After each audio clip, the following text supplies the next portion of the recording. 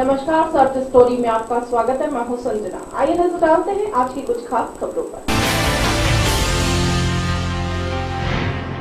प्रदेश भर के स्कूल शिक्षकों की अब मोबाइल से ही ऑनलाइन अटेंडेंस होगी। स्कूल शिक्षा विभाग ने शिक्षकों की ई अटेंडेंस के लिए एम शिक्षा मित्र नाम से ऐप लॉन्च किया है। प्रदेश के स्कूल शिक्षकों की अब मोबाइल से ही ऑनलाइन अटेंडेंस लगेगी।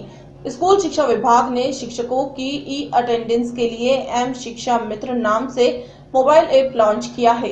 इस ऐप की आधिकारिक घोषणा शनिवार को राज्य स्तरीय शिक्षक सम्मान समारोह में की गई। आयुक्त लोक शिक्षण डीडी अग्रवाल के अनुसार एनआईसी द्वारा डेवलप किए गए इस ऐप में शिक्षकों के लिए कई सुविधाएं दी गई है। इस ऐप में शिक्षकों को न केवल ई अटेंडेंस की सुविधा दी गई है, बल्कि ऑनलाइन शिकायत दर्ज कराने और अपनी शिकायतों का स्टेटस देखने की भी सुविधा रहेगी। अभी तक यह ई अटेंडेंस योजना केवल इंदौर में ही चल रही थी, लेकिन अब इसे पूरे प्रदेश में लागू किया जा रहा है।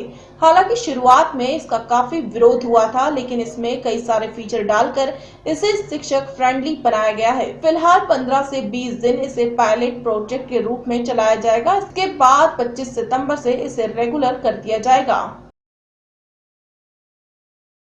कृष्ण जन्माष्टमी शहर में धूमधाम से मनाई गई। 45 साल बाद ऐसी श्री कृष्ण जन्माष्टमी का संयोग बना है कि इस त्योहार को रोहिणी नक्षत्र में मनाया जा रहा है।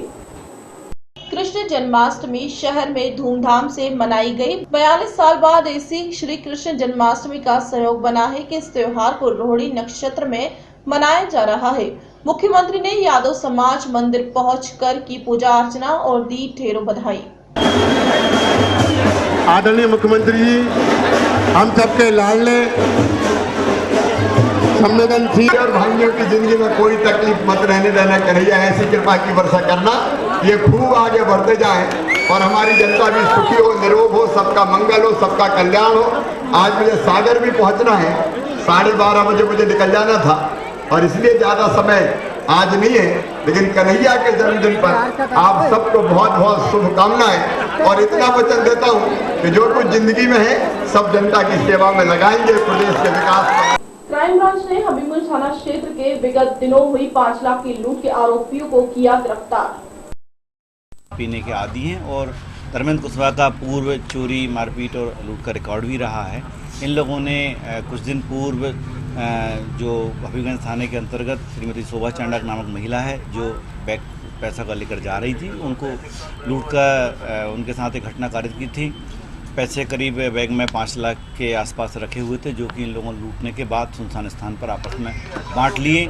इन पैसों से धर्मेंद्र कुशवाहा के द्वारा अपना मकान बनाया जा रहा था, जहां पर विभिन्न मदों में इन्होंने पैसे चुकाए थे। इसके अलावा इस पैसों से आरोपी के द्वारा अपने माता पिता को यात्रा करवाना भी बताया गया है। पुलिस द्वारा मामले में पड़ताल करते हुए और इस मामले में काफ़ी पैसा बरामद कर लिया गया है।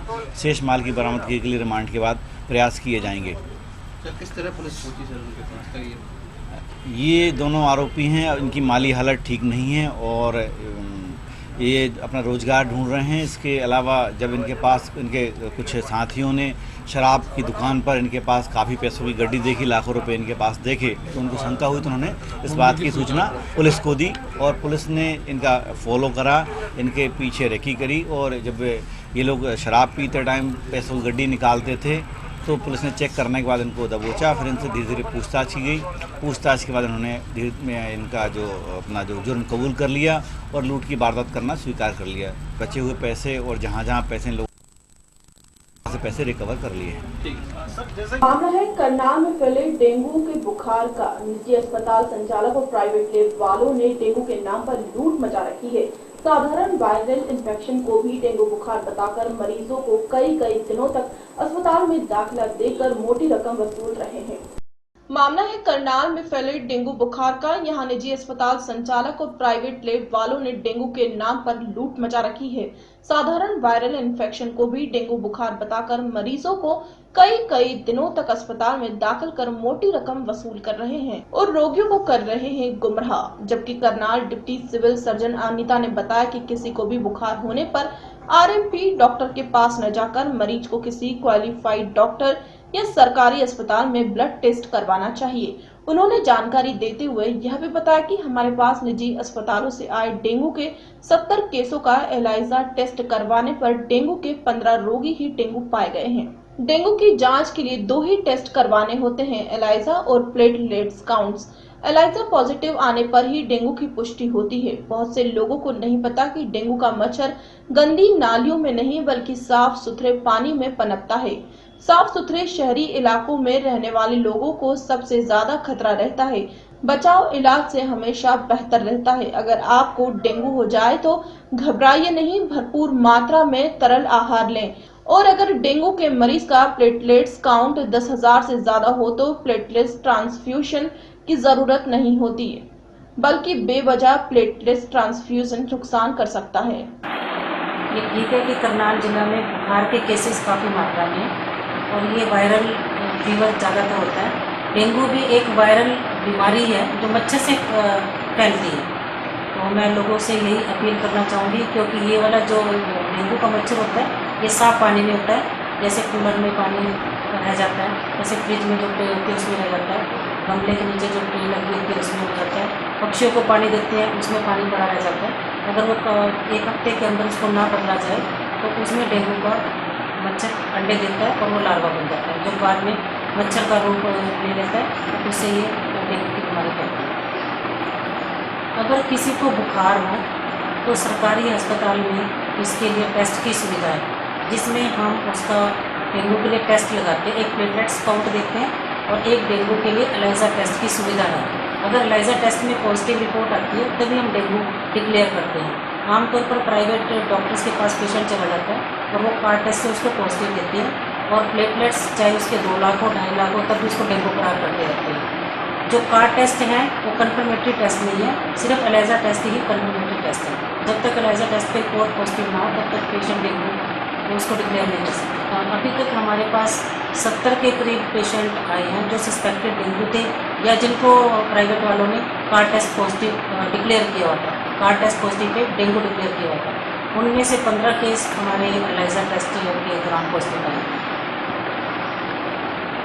इसमें पेशेंट का प्लेटलेट काउंट डाउन होना शुरू हो जाता है और इसमें घबराने की ज़रूरत नहीं है। और प्लेटलेट जब पेशेंट का प्लेटलेट काउंट 10,000 होता है उसके बाद ही प्लेटलेट्स चढ़ाया जाता है। उससे पहले चढ़ाने की ज़रूरत नहीं होती, ऑटोमेटिकली शरीर में हमारे इतनी शक्ति होती है कि जब पेशेंट का ठीक होगा तो ऑटोमेटिक। करनाल से रामकुमार शर्मा की रिपोर्ट। अंबाला के गांव मिर्जापुर में रिश्ता टूटने से नाराज युवक ने अपने मंगेतर पर चाकू से जानलेवा हमला कर दिया। गंभीर रूप में घायल युवती को पीजीआई चंडीगढ़ रेफर कर दिया गया है। अंबाला के गांव मिर्जापुर में यमुनानगर के रहने वाले मुकेश ने रिश्ता टूटने से खफा होकर अपनी मंगेतर पर चाकू से हमला कर बुरी तरह से घायल कर दिया।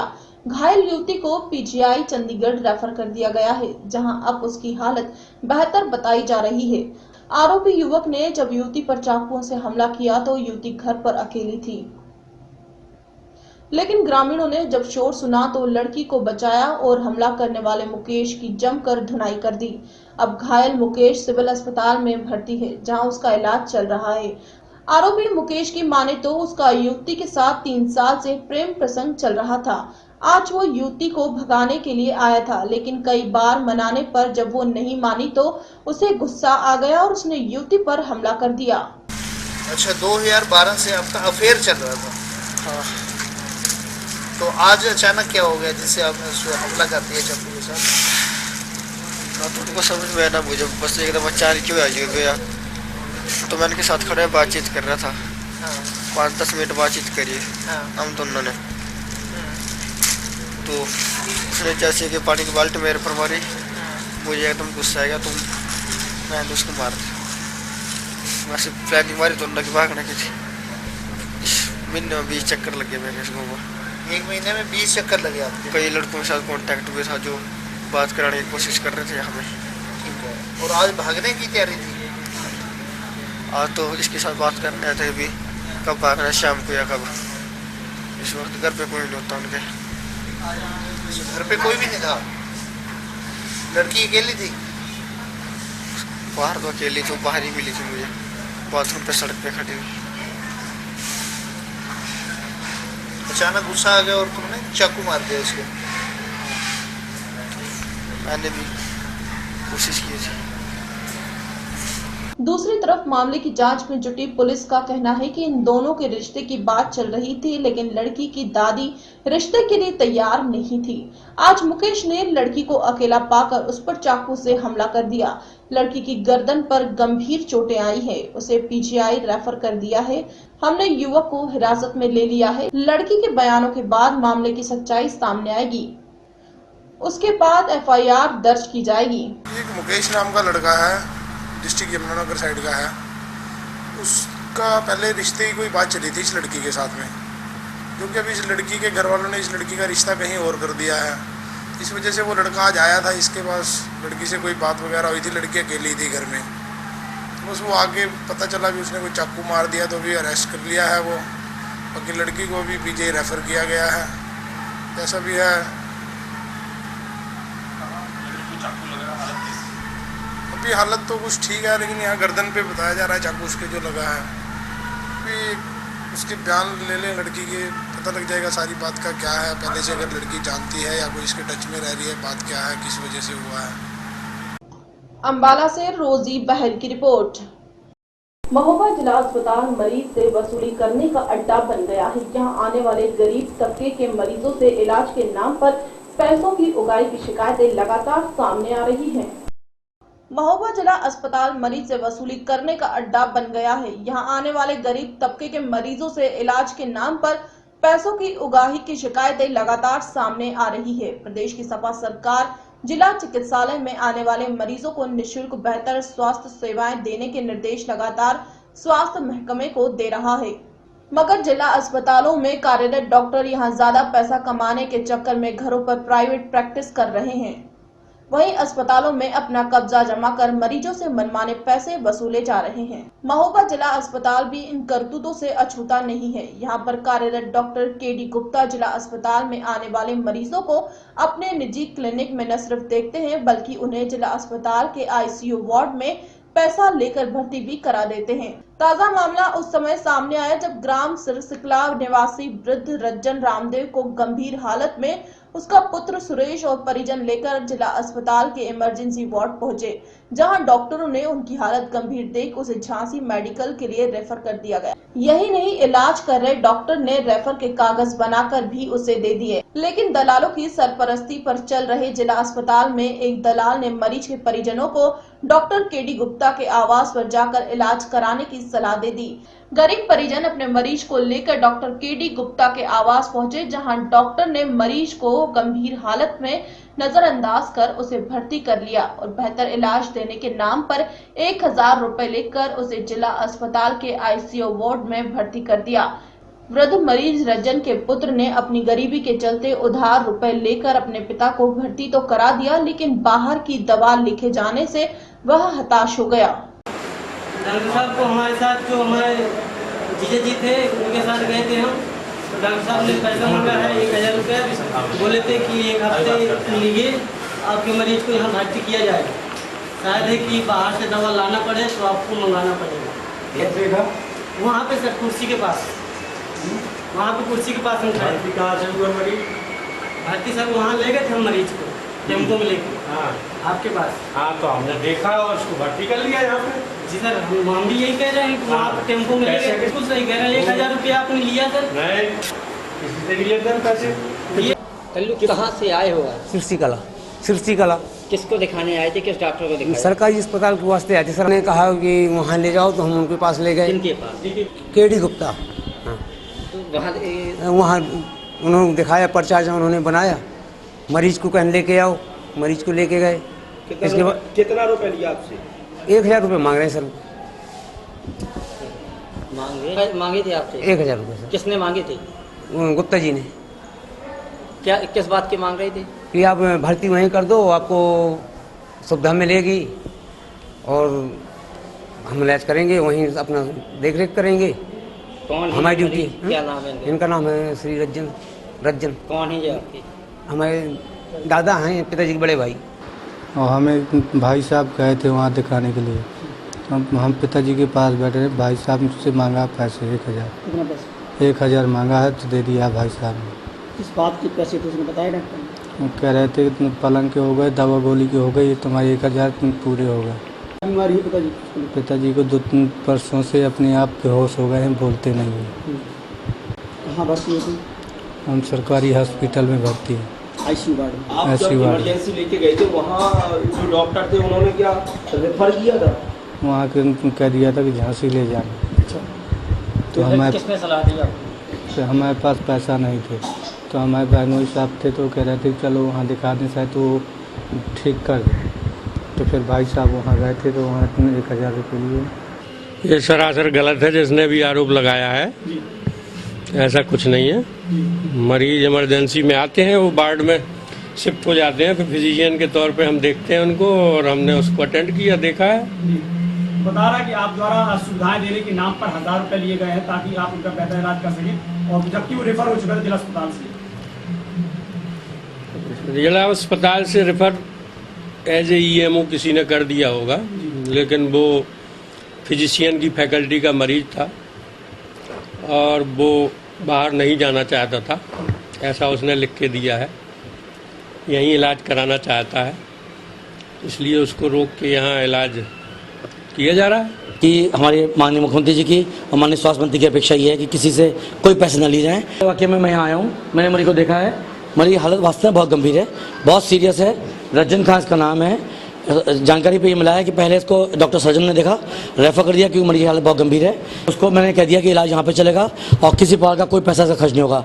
जो आरोप डॉक्टर पे लगाया कि उसने अपने घर से पैसे लेके, डॉक्टर KD गुप्ता ने पैसे लेके हैं, उसके लिए मेरे डॉक्टर बयान ले रहे हैं। मैं अभी जांच करा रहा हूँ, जांच करा के जो भी इसमें से निकलेगा मैं कार्रवाई जरूर करूँगा, क्योंकि मैं चाहता हूँ कि ये जो शिकायतें उठ रही हैं खत्म होनी चाहिए, और जो सरकार इतना पैसा हमको दे रही है इलाज के लिए, हर चीज़ के लिए, दवाइयों के लिए, उसमें किसी से कोई पैसा न लिया जाए। और मैं चाहता हूँ कि ये पैसे वाला खेल खत्म होना चाहिए, खत्म होना चाहिए। वजह क्या है कि हम लोग को NPA मिल रहा है, गाँव पड़े अलाउंस हमको मिल रहा है, उसके बाद पैसे ले, पैसे का कहाँ ले जाएंगे यार, कहाँ ले जाएंगे? ये पैसा सड़ेगा आदमी को। तो आपको नहीं लगता अस्पताल में दलाल हावी है? दलाल तो होंगे, जरूर पक्का होंगे, क्योंकि मैं ऐसा कोई अस्पताल में नहीं देखा जब दलाल नहीं होते हैं। क्योंकि अकेला मैं आपको महोबा की बता दूं, यहाँ की परिणति क्या है। महोबा में प्राइवेट नर्सिंग होम एक भी नहीं है, इसलिए सब लोग, पूरा महोबा की जो आबादी है वो निर्भर है हमारे जिला अस्पताल पर टोटली।